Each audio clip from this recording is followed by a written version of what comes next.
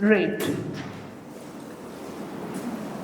How to calculate it?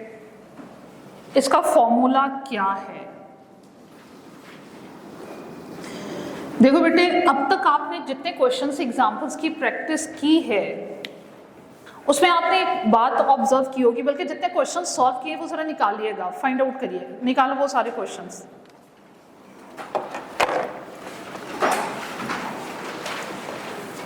From your book से निकालो और फर्स्ट इंट्रोडक्टरी लाइन पढ़िए। पहले एग्जांपल नंबर 1 में आइए जहां एलोकेशन की होगी। एग्जांपल नंबर 1 के स्टार्ट में क्या लिखा हुआ है जरा ये डिटेल में पढ़िएगा।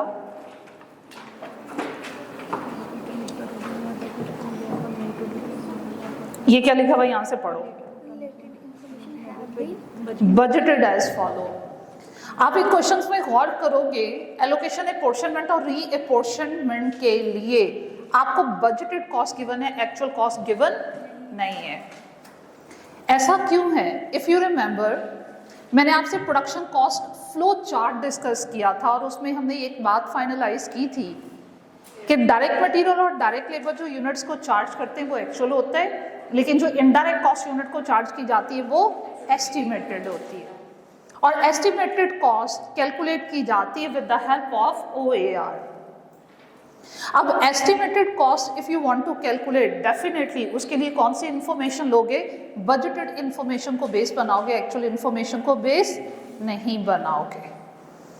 तो हम जब भी OAR को कैलकुलेट करने के लिए कहेगा, हमें OAR कैलकुलेट करना होगा, तो कीप इन माइंड कि हम क्या करेंगे, बजटेड कॉस्ट को बजटेड एक्टिविटी से डिवाइड करेंगे।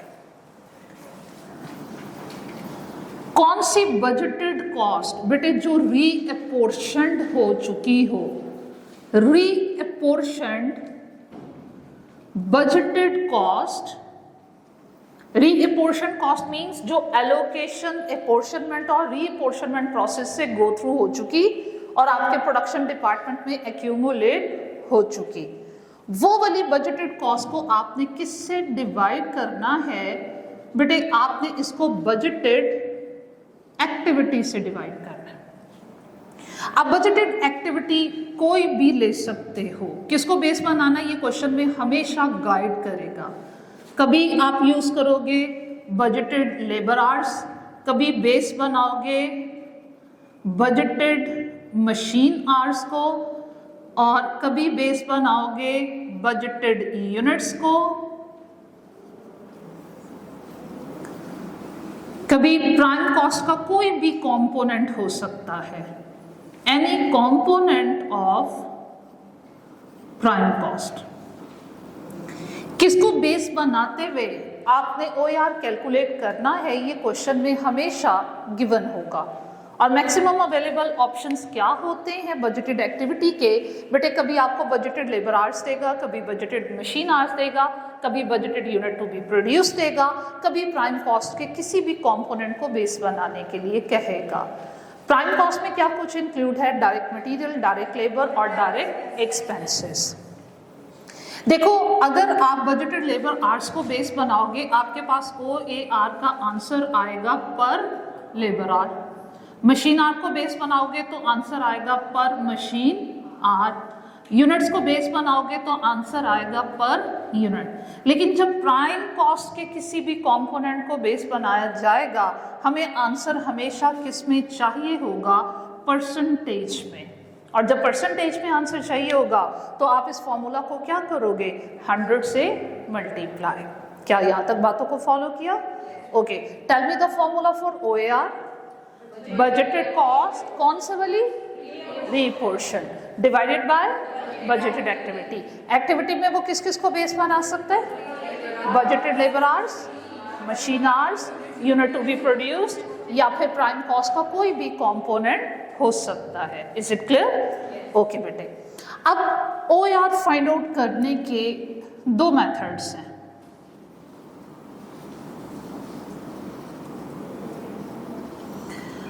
हम डिपार्टमेंट वाइज भी OAR फाइंड आउट कर सकते हैं, और ओवरऑल पूरी फैक्ट्री का सिंगल OAR भी हो सकता है। सिंगल OAR को हम ब्लैंकेट रेट भी कहते हैं या फिर हम उसे फ्लैट रेट का नाम भी दिया करते हैं। अब इनको समझने के लिए आप, अच्छा एक और चीज, आप OAR फाइंड आउट करने के लिए department wise OAR approach use कीजिए या सिंगल ओवरऑल एक ही ब्लैंकेट या फ्लैट रेट को यूज कीजिए। OAR की कैलकुलेशन का फॉर्मूला हमेशा यही होगा। इनमें डिफरेंस क्या है इसको समझने के लिए देखिए, मैं यहाँ पे एक एग्जांपल सपोज किए लेती हूँ। सपोज आपको रीअपोर्शनड, बजटेड रीअपोर्शनड कॉस्ट गिवन है और 3 डिपार्टमेंट्स हैं और तीनों के तीनों प्रोडक्शन डिपार्टमेंट्स हैं। एक बात हमेशा याद रखनी है, OAR सिर्फ प्रोडक्शन डिपार्टमेंट का फाइंड आउट किया जा सकता है, सर्विस डिपार्टमेंट का OAR फाइंड आउट नहीं कर सकते। क्यों? OAR हम कैलकुलेट करते हैं आफ्टर रीअपोर्शनमेंट, एंड आफ्टर रीअपोर्शनमेंट आपके सर्विस डिपार्टमेंट में कॉस्ट 0 हो चुकी हुई है और वो सारी की सारी कॉस्ट कहाँ आ चुकी है? आपके प्रोडक्शन डिपार्टमेंट्स में। क्लियर हो गया बेटे? अच्छा, अब आपको सपोज हो आपको कितनी कॉस्ट दे रहा है, हम यहाँ सपोज किए लेते हैं भाई 12 मिलियन गिवन है डिपार्टमेंट ए की, इसकी गिवन है 15 मिलियन और इसकी गिवन है हमें 10 मिलियन। इनको कैलकुलेट करने के लिए वो क्वेश्चन में आपको बजटेड लेबर आवर्स की इंफॉर्मेशन देता है। फर्स्ट वन डिपार्टमेंट के सपोज बजटेड लेबर आवर्स हैं आपके पास 1 लाख और यहाँ पे वो आपको डिपार्टमेंट बी के देता है 1,10,000 और सी डिपार्टमेंट के देता है सपोज 80,000। हम क्या करते हैं, FOH का और लेबर आवर्स का टोटल किए लेते हैं। ये बेटे कितने बनता है? Is it 37 million? ऐसे ही है? अच्छा, ये मुझे भूल जाता है CA की क्लास में रुपीस करेंसी। चलें भाई, हमारे पास ₹37 मिलियन का FOH बनता है और बेटे लेबर आवर्स देखो हमारे पास कितने बन रहे हैं, 190 n + 1 किया 2,90,000 आपके पास बजटेड लेबर आवर्स बन रहे हैं। जब वो OAR कैलकुलेट करने के लिए कहेगा तो डेफिनेटली कौन सी अप्रोच को आपने यूज करना है, डिपार्टमेंट वाइज या टोटल, ये क्वेश्चन में बताएगा। अब अगर उसने डिपार्टमेंट वाइज कैलकुलेट करने के लिए कहा है तो department wise cost over department wise labour hours. तो बेटा ये मेरे पास कितना बनता है, 12 मिलियन डिवाइडेड बाय, बेटा जी अगर हमने 1 लाख किया है तो देखिएगा मेरे पास रेट कितना आता है 120। इसके साथ मेंशन करना कंपल्सरी है कि किसकी बेस पे हमने फाइंड आउट किया, लेबर आवर्स की बेसिस पे। तो जब टोटल लेबर आवर पे डिवाइड किया तो ये रेट हमारे पास आ गया फॉर 1 लेबर आवर। ठीक है, ये मेरे पास रेट आ गया फॉर 1 लेबर आवर। चलिए डिपार्टमेंट बी का हम OAR फाइंड आउट करते हैं। 15 मिलियन डिवाइडेड बाय 1,10,000, ये मेरे पास कितना बनता है 136 पर लेबर आवर। डिपार्टमेंट सी का बेटे कितना बनेगा 10 मिलियन डिवाइडेड बाय 80,000, 125 पर लेबर आवर। और बेटा जब वो आपसे ब्लैंकेट रेट कहेगा तो फिर जो टोटल आपके पास FOH कॉस्ट है divided by total activity level 127 पर लेबर आवर। तो ये आपके पास OAR का कौन सा रेट है, ब्लैंकेट रेट है। और ये बेटे आपके पास क्या है, department wise OAR। Any question? Easy है? अब मेरा बेटा इसको नोट कीजिए।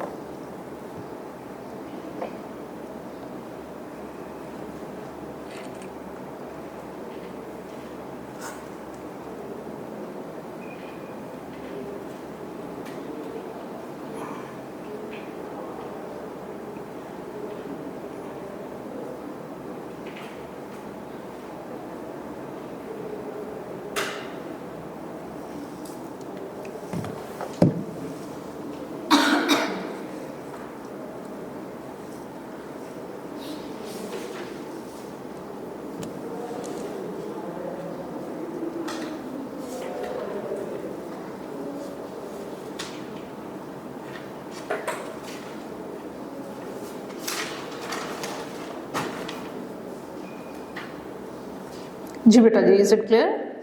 नोट हो गया? चलो अब देखिएगा सीक्वेंस में, मुझे बताओ OAR के बाद नेक्स्ट हमें क्या परफॉर्म करना है। ये उस सीक्वेंस में मैंने लिखवाया हुआ होगा। OAR के बाद we have to calculate absorbed cost, और ये वो एब्जॉर्ब कॉस्ट है जो FOH अकाउंट से निकलेगी और आपके WIP अकाउंट के थ्रू CGS तक मूव करेगी। ओके, अच्छा अब देखिए जनाब, in next step we have to calculate absorbed cost. इसको कैसे कैलकुलेट करते हैं, इसका फॉर्मूला क्या होता है बेटे? जो आपने एस्टिमेटेड रेट फाइंड आउट किया है, आप इनसे एक्चुअल एक्टिविटी से, प्रोडक्ट वाइज एक्चुअल एक्टिविटी से डिवाइड, मल्टीप्लाई कर दोगे। यहां पे भी एक्टिविटी किसी भी फॉर्म में डिफाइन की जा सकती है। एक्टिविटी लेबर आवर्स भी हो सकते हैं, मशीन आवर्स भी, यूनिट प्रोड्यूस भी हो सकते हैं, और प्राइम कॉस्ट का कोई भी कंपोनेंट हो सकता है। सिर्फ डिफरेंस क्या है, OAR की कैलकुलेशन में जो आप एक्टिविटी लेवल लेते हो वो बजटेड होता है, और एब्जॉर्ब कॉस्ट के लिए जो एक्टिविटी लेवल लेते हो वो क्या है, एक्चुअल होता है। तो क्या हो गया, OAR को कैसे कैलकुलेट करना है, budgeted cost over budgeted activity, और आपने उसकी बेस पे एब्जॉर्ब कॉस्ट कैसे फाइंड आउट करनी है, OAR multiplied by actual activity. And keep in mind, अगर OAR आपने लेबर आवर्स की बेस पे फाइंड आउट किया है तो एब्जॉर्ब कॉस्ट भी लेबर आवर्स की बेस पे ही फाइंड आउट होगी। अगर OAR मशीन आवर्स पे बेस कर रहा है तो एब्जॉर्ब कॉस्ट भी मशीन आवर्स पे ही कैलकुलेट होगी। अगर आपका OAR पर यूनिट बेस्ड है तो यहाँ पे आपने एक्चुअल यूनिट प्रोड्यूस्ड ही लेने हैं। तो OAR जिस पे बेस कर रहा होगा, एब्जॉर्ब कॉस्ट भी उसी पे बेस कर रही होगी। जस्ट डिफरेंस क्या है कि OAR की कैलकुलेशन में एक्टिविटी लेवल बजटेड होता है और एब्जॉर्ब कॉस्ट में एक्टिविटी लेवल एक्चुअल होता है। अब एब्जॉर्ब कॉस्ट को डिपार्टमेंट वाइज भी कैलकुलेट किया जा सकता है, ओवरऑल एक एब्जॉर्ब कॉस्ट भी फाइंड आउट की जा सकती है। क्या करोगे ये डिपेंड करता है, एब्जॉर्ब कॉस्ट हमें डिपार्टमेंट वाइज फाइंड आउट करना चाहिए या ओवरऑल एक ही एब्जॉर्ब कॉस्ट फाइंड आउट करनी चाहिए। ये डिपेंड करता है कि OAR को आपने कैसे कैलकुलेट किया। अगर OAR के लिए ब्लैंकेट रेट है, पूरी फैक्ट्री का एक ही रेट है, तो पूरी फैक्ट्री के लिए एक ही एब्जॉर्ब कॉस्ट कैलकुलेट होगी। अगर आपका OAR डिपार्टमेंट वाइज बेस कर रहा है तो एब्जॉर्ब कॉस्ट भी आप डिपार्टमेंट वाइज ही कैलकुलेट करोगे। Is it clear? चलो हम अब इस चीज को समझने के लिए यहाँ फर्दर कुछ एज्यूम कर लेते हैं। सपोज कीजिएगा बेटे, उसने आपको क्वेश्चन में डिपार्टमेंट वाइज और टोटल एक्चुअल लेबर आवर्स भी दे दिए, और कितने दे दिए, हम सपोज करते हैं डिपार्टमेंट 1 के दिए उसने 1,20,000, डिपार्टमेंट B के लिए उसने दिए 1 लाख, और डिपार्टमेंट C के लिए दिए उसने 90,000। Tell me total labour hours बेटे आपके पास कितने बने? Is it 310? Check it. 3,10,000 हमारे पास आवर्स के बने।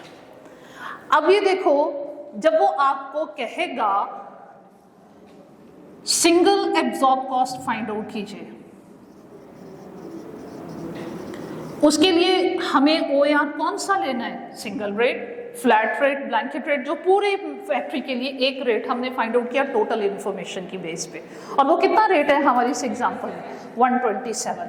मैंने क्या करना है, 127 multiplied by total actual labour hours, और वो टोटल कितने हमने लिखे, सपोज किया 3,10,000। ये मिलियन में कन्वर्ट करके मुझे बेटा बताइएगा कितना बनता है एब्जॉर्ब कॉस्ट। जी बेटा मिलियन में नहीं बेटे, कुछ ज्यादा भी बनेगा, 39 पॉइंट समथिंग। हाँ वो पॉइंट आगे पीछे हो गया, 39.37 मिलियन। ठीक है, आपके एब्जॉर्ब कॉस्ट, बजटेड कॉस्ट और इसमें इतना ज्यादा वेरिएशन नहीं होती। वो देखो मैंने एक्चुअल कितनी लिखी हुई है, अच्छा एक्चुअल मैंने अभी आपको दी नहीं है, लेकिन बजटेड FOH कॉस्ट कितनी है हमने सपोज करी हुई 37 मिलियन। ठीक है, तो आपकी एक्चुअल और एब्जॉर्ब उसके राउंड अबाउट के ही होनी चाहिए, ज्यादा डिफरेंस नहीं होता। चले, अब अगर वो आपसे कहे कि department wise absorb cost find out करें, तो फिर डिपार्टमेंट वाइज OAR को लेकर चलेंगे, फॉर्मूला यही होगा OAR इंटू एक्चुअल एक्टिविटी। समझ रहे हो बेटे? अच्छा, अब ये देखो, पहले डिपार्टमेंट का नेम हमने सपोज किया A, दूसरे का B और थर्ड का क्या है C। OAR पहले डिपार्टमेंट का कितना लिया हुआ है भाई हमने 120, सेकेंड डिपार्टमेंट का कितना बेटे 136, थर्ड का 125। डिपार्टमेंट वाइज आवर्स से मल्टीप्लाई करोगे और डिपार्टमेंट वाइज आवर्स एक्चुअल में कितने हैं 1,20,000, फिर 1 लाख, फिर 90,000। मिलियंस में कन्वर्ट करके बताइएगा। 14.4 मिलियन, 13.6, फिर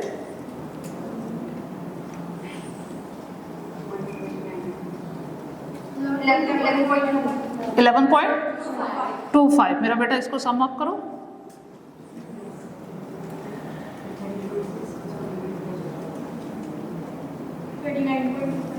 39.25। कंपैरिजन करो।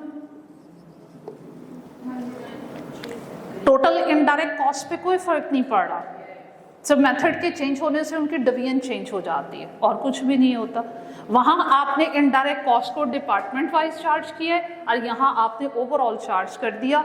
चार्ज ही करना है, चाहे ओवरऑल एक ही रेट के थ्रू चार्ज कर दिया जाए या डिपार्टमेंट वाइज चार्ज कर दिया जाए, टोटल पे कोई इफेक्ट नहीं होता। माइनर सा डिफरेंस है, वो कहीं ना कहीं हम राउंड ऑफ कर आए, इसकी वजह से माइनर सा डिफरेंस है। Is it clear? चलो यहाँ तक रिपीट करते हैं। How to calculate OAR? Budgeted कौन से वाली कॉस्ट? रीपोर्शन। शाबाश। Budgeted reapportion cost divided by budgeted activity. फिर OAR आएगा, उसकी बेस पे फर्दर क्या कैलकुलेट करना है? Absorb cost. कैसे कैलकुलेट करना है? OAR into actual activity. Absorb cost के लिए एक्चुअल एक्टिविटी कौन सी लोगे? डिपेंड कि आपने OAR किसकी बेस पे कैलकुलेट किया। अगर OAR लेबर आवर बेस्ड है तो आपकी एब्जॉर्ब कॉस्ट भी लेबर आवर बेस्ड होगी, सिर्फ फर्क क्या एक्टिविटी लेवल का। OAR में एक्टिविटी लेवल बजटेड लेते हैं और यहाँ एक्टिविटी लेवल एक्चुअल लेते हैं। Is it clear? इजी है। लास्ट स्टेप देखो मैंने क्या सिखाया, अंडर ओवर एब्जॉर्प्शन। देखो बेटे, मैंने आपसे ये बात कही थी कि हम क्या करते हैं, एस्टिमेटेड कॉस्ट फाइंड आउट करते हैं और ये एस्टिमेटेड कॉस्ट है हमारे पास 39.37 मिलियन। वो अलग बात है कि ईयर एंड पे हमारे पास इंफॉर्मेशन आती है, यहाँ मैं एक्चुअल कॉस्ट को भी सपोज किए लेती हूँ कि एक्चुअल कॉस्ट कुछ और है, लेकिन हमने ये एस्टिमेटेड 39.37 मिलियन की एस्टिमेटेड कॉस्ट फाइंड आउट की, FOH के अकाउंट से निकाली, WIP में ट्रांसफर की, WIP से निकली फिनिश गुड्स में गई, फिनिश गुड्स से निकली CGS अकाउंट में, CGS अकाउंट से कहाँ ट्रांसफर हुई? Income statement. अब मैंने तब भी आपसे यही क्वेश्चन पूछा था और अब भी आपसे बेटे यही क्वेश्चन पूछूंगी, अगर हम एस्टिमेटेड कॉस्ट यूनिट्स की तरफ ट्रांसफर करेंगे, इनडायरेक्ट एस्टिमेटेड कॉस्ट, क्या उसकी बेस पे हम एक्चुअल प्रॉफिट फाइंड आउट कर सकते हैं? नो। अगर कॉस्ट एस्टिमेटेड होगी तो प्रॉफिट एक्चुअल कैलकुलेट नहीं हो सकता। एक्चुअल प्रॉफिट हम तब ही कैलकुलेट कर सकते हैं जब आपकी इनकम स्टेटमेंट तक एक्चुअल कॉस्ट ट्रांसफर हुई हो। उसके लिए फिर हम करते हैं क्या, ईयर एंड पे एक एडजस्टमेंट डालते हैं जिसका नाम है अंडर ओवर एब्जॉर्प्शन। मैंने अपने इनकम स्टेटमेंट में जो एस्टिमेटेड कॉस्ट ट्रांसफर की वो मैंने 39.37 मिलियन ट्रांसफर की। साल के एंड में मुझे इन्फॉर्मेशन मिल रही है एक्चुअल में ये कॉस्ट थी 41 मिलियन। तो फिर आप बोलोगे कि मैंने इनकम स्टेटमेंट में कम कॉस्ट ट्रांसफर की है, जितनी कम ट्रांसफर की होगी वो मजीद ट्रांसफर करोगे ताकि वो एक्चुअल लेवल पे आ जाए, कॉस्ट भी एक्चुअल लेवल पे आ जाएगी और आपका प्रॉफिट भी एक्चुअल लेवल पे आ जाएगा। इसलिए हमें लास्ट स्टेप परफॉर्म करना पड़ता है और लास्ट स्टेप का नाम क्या है भाई? लास्ट स्टेप नेम इज, मैं इरेज नहीं कर रही, आप एक ही दफा लीजिएगा। Last step name is under over absorption.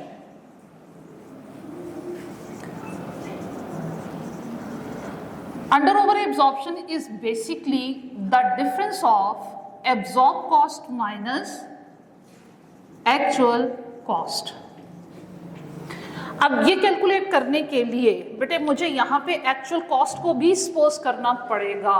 चलिए, ये दो बजटेड इंफॉर्मेशन थी, अब मैं एक्चुअल FOH कॉस्ट भी सपोज किए लेती हूँ। ईयर एंड आ गया और मेरे पास एक्चुअल इनडायरेक्ट कॉस्ट की इंफॉर्मेशन आ गई और वो कितनी इंफॉर्मेशन थी, एक्चुअल में 13 मिलियन डिपार्टमेंट ए का एक्सपेंस था और आपके पास ये था भाई 14 मिलियन और ये था भाई हमारे पास 9 मिलियन।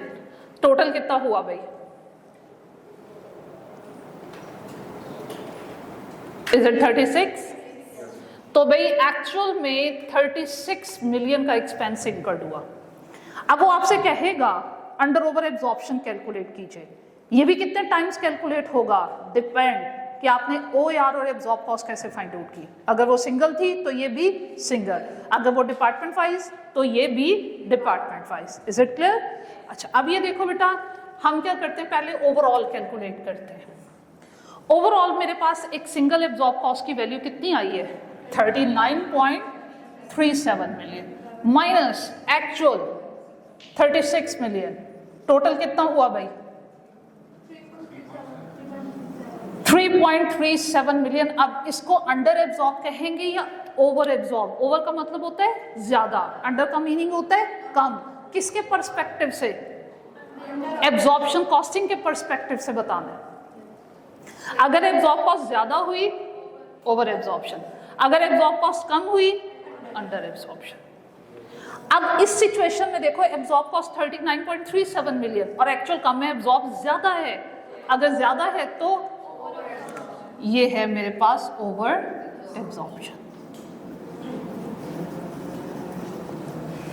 ओके, अब आइए मेरा बेटा, हम डिपार्टमेंट वाइज फाइंड आउट करते हैं।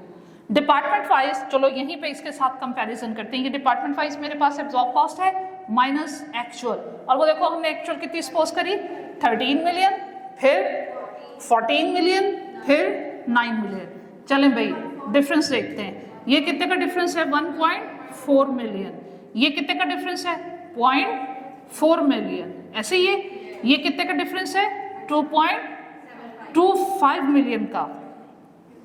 वो 9 कम है ना। अच्छा, अब ये देखो, यहाँ इंडिविजुअली आपको देखना पड़ेगा कि अंडर एब्जॉर्प्शन है या ओवर एब्जॉर्प्शन है। पहले डिपार्टमेंट में देखो एब्जॉर्ब कॉस्ट ज्यादा है, एक्चुअल कम है, एब्जॉर्ब ज्यादा है, ये क्या है?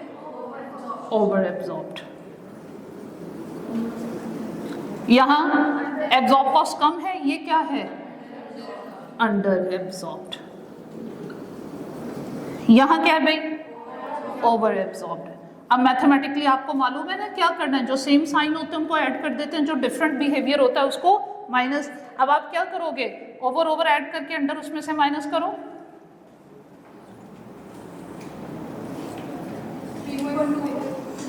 3.25 मिलियन, ऑलमोस्ट वही आ गया। वो माइनस का डिफरेंस रहेगा बिकॉज ऑफ राउंडिंग ऑफ। तो under over absorption department wise भी कैलकुलेट हो सकता है और ओवरऑल भी कैलकुलेट हो सकता है। ज्यादा ओवरऑल इसको कैलकुलेट किया जाए, चाहे absorb cost overall total cost की बेस पे कैलकुलेट करो तो जितना आंसर यहाँ आना चाहिए उतना ही आना चाहिए। थोड़ा सा डिफरेंस है, हम कहीं राउंड ऑफ करके। अब इसकी पिक लीजिए, इसको नोट करना है, नोट कीजिए।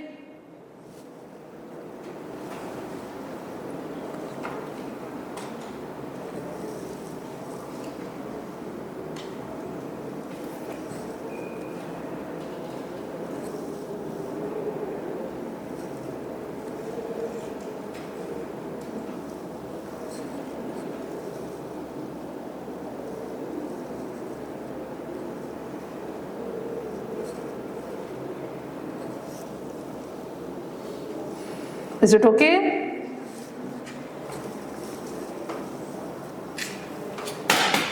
अब यहां पे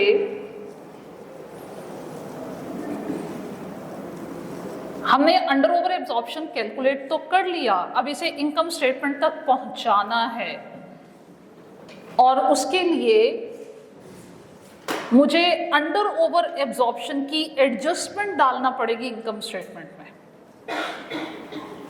ठीक है, अभी तो अंडर ओवर एब्जॉर्प्शन के थ्रू व्हाट आई डिड, मैंने डिफरेंस फाइंड आउट किया है, अभी उसे इनकम स्टेटमेंट तक नहीं पहुंचाया। जब हम अंडर ओवर एब्जॉर्प्शन कैलकुलेट बेटे कर लेते हैं तो फिर हम इसकी एडजस्टमेंट करते हैं इन income statement. Adjustment of under over absorption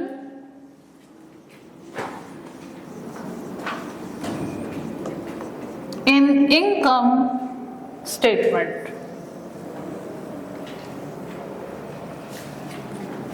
income statement में आप इन्हें सीजीएस में भी एडजस्ट कर सकते हो और प्रॉफिट में भी एडजस्ट कर सकते हो। अंडर एब्जॉर्ब होगा तो क्या करेंगे, ओवर एब्जॉर्ब हो जाएगा तो क्या करेंगे। अंडर एब्जॉर्ब का मीनिंग क्या है, आपने कम एब्जॉर्ब कॉस्ट इनकम स्टेटमेंट में ट्रांसफर की है, उसे एक्चुअल लेवल पे लाने के लिए क्या करोगे, मजीद ट्रांसफर करोगे। मतलब सीजीएस में अंडर एब्जॉर्ब को क्या करेंगे, प्लस, और ओवर एब्जॉर्ब का मतलब है कि आपकी एस्टिमेटेड कॉस्ट जो सीजीएस तक पहुंची है वो ज्यादा ट्रांसफर हो गई है, उसे एक्चुअल लेवल पे लाने के लिए क्या करोगे, माइनस करोगे। अब मुझे आप एक बात बताओ, अंडर एब्जॉर्ब अगर सीजीएस में ऐड होगा वो सीजीएस को बढ़ाएगा और प्रॉफिट को कम करेगा। तो अगर अंडर एब्जॉर्ब वो कहे सीजीएस में एडजस्ट करो तो ऐड कीजिएगा, अगर प्रॉफिट में एडजस्ट करने के लिए कहे तो माइनस कीजिएगा, दोनों के रिजल्ट आपके पास सेम आएंगे। लेकिन ज्यादा रिकमेंडेड अप्रोच क्या है, सीजीएस में एडजस्ट करें, क्योंकि अगर आपने अंडर ओवर एब्जॉर्प्शन को प्रॉफिट में एडजस्ट किया, प्रॉफिट तो एक्चुअल लेवल पे आ जाएगा, सीजीएस एक्चुअल लेवल पे नहीं आएगी। ओवर एब्जॉर्ब सीजीएस में से माइनस होता है, ठीक है, वो सीजीएस को कम करेगा और सीजीएस के कम होने से प्रॉफिट बढ़ जाएगा। अब ये आपका चैप्टर कंप्लीट हुआ, नोट इट, प्रैक्टिस करते हैं। मजे मजे का न्यूमेरिकल चैप्टर है ना। आपको एक एग्जांपल देते हैं, टेल मी आपने फर्स्ट 1 पेज नोट कर लिया, मैं वो नोट करो, मैं इरेज करती हूँ, एक क्वेश्चन दे रही हूँ, मुझे सॉल्व करके दिखाइएगा।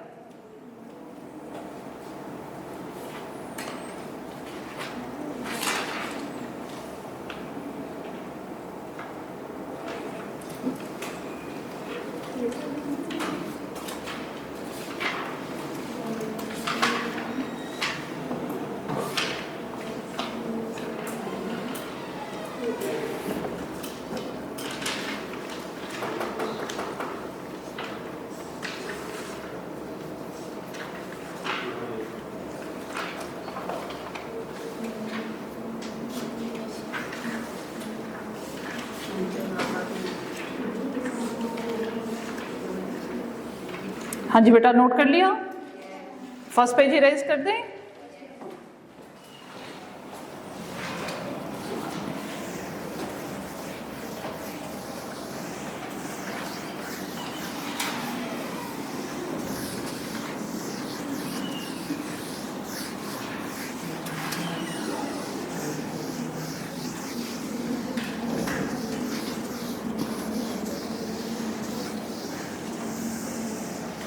चलो ये क्वेश्चन करके दीजिए।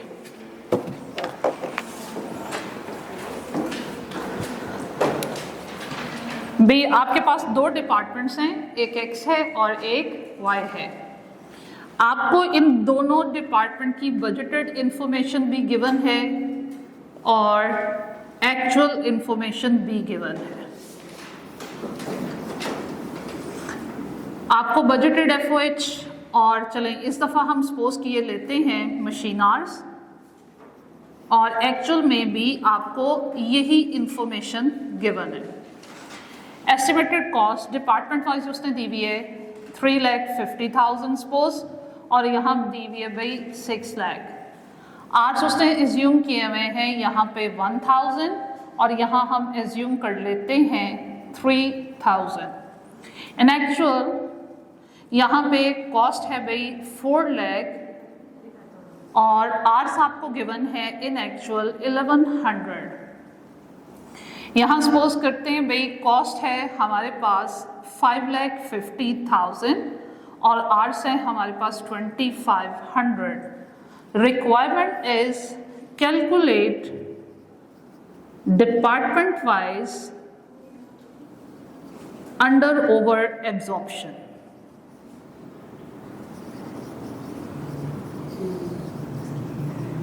चलें जनाब, कैलकुलेट कीजिए। अब रिक्वायरमेंट तो अंडर ओवर एब्जॉर्प्शन है, बट कीप इन माइंड